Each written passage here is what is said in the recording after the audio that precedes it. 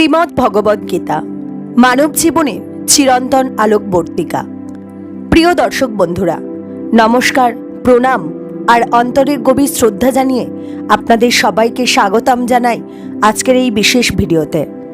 আজ আমরা এমন এক মহাগ্রন্থের কথা বলবো, যে গ্রন্থ যুদ্ধক্ষেত্রে জন্ম নিয়েও শান্তির কথা বলে, যে গ্রন্থ দুঃখের মাঝেই আনন্দের পথ দেখায়, যে গ্রন্থ মৃত্যুর মাঝেও অমরত্বের কথা শেখায়, আর যে গ্রন্থ মানুষকে মানুষ করে তোলে।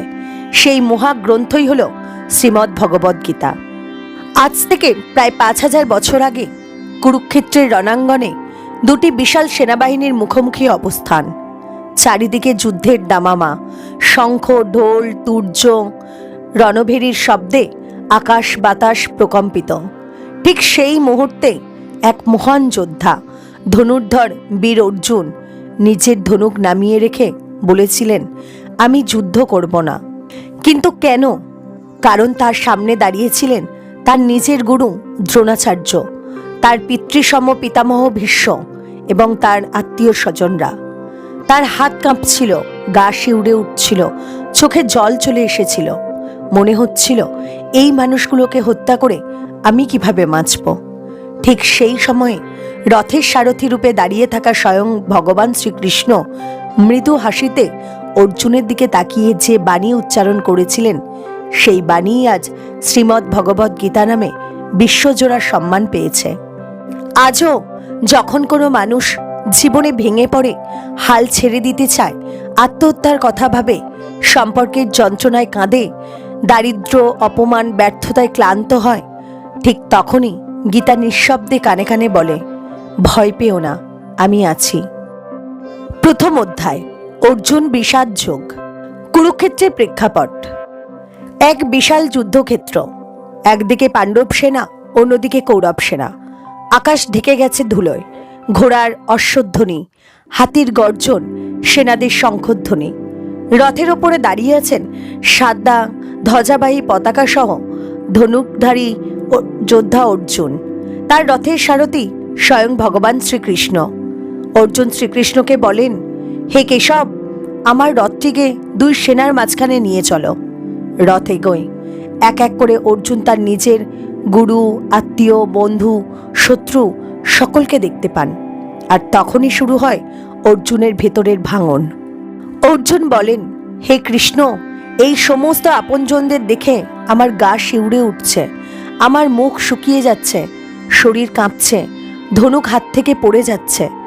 যাদের জন্য আমি রাজ্য চাই, সুখ চাই, তাদেরকেই যদি হত্যা করি, তাহলে এই যুদ্ধের মানে কি?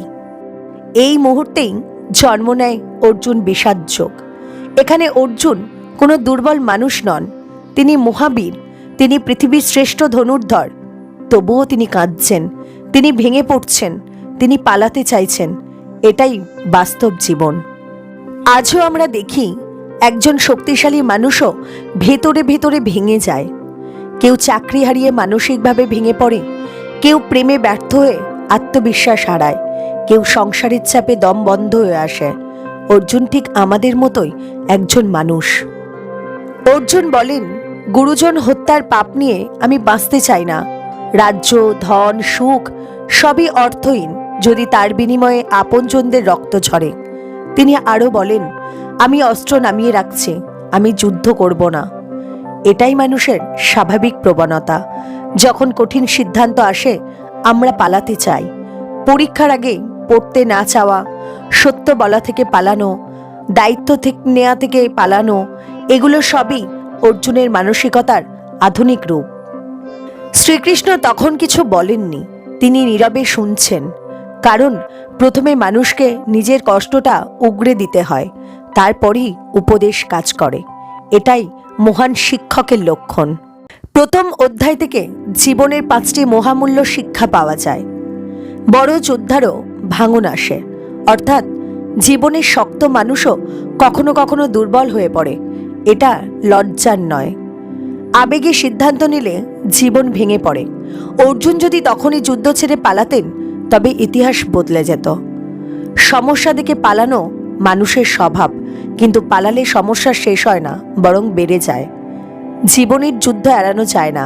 প্রত্যেক মানুষকেই নিজের কুরুক্ষেত্রে যুদ্ধ করতেই হয়। প্রকৃত পথপ্রদর্শক না থাকলে দিশা হারিয়ে যায়। অর্জুনের মতো আমাদের জীবনেও একজন কৃষ্ণের দরকার। শ্রীমদ্ ভগবদ্গীতার প্রথম অধ্যায়কে আজকের ব্যস্ত জীবনে কিভাবে মানুষ প্রয়োগ করবে। আজকের যুবক যুবতীরা চাকরির চাপে, ডিপ্রেশনে, প্রেমে প্রতারণায়, সংসারের দায়ে, ঋণের বোঝায়, সমাজের কথায় ভেঙে পড়ছে। অনেকে বলে আর পারছি না, সব ছেড়ে চলে যেতে ইচ্ছে করে, মরে গেলে শান্তি পেতাম। এই সব কথা অর্জুনও বলেছিলেন 5000 বছর আগে। কিন্তু পার্থক্য একটাই, অর্জুন পাশে পেয়েছিলেন শ্রীকৃষ্ণকে, আমরা পাই না বলে ভেঙে পড়ি। এই ভিডিওর লক্ষ্য একটাই, আপনাদের জীবনের সেই কৃষ্ণ হয়ে ওঠা।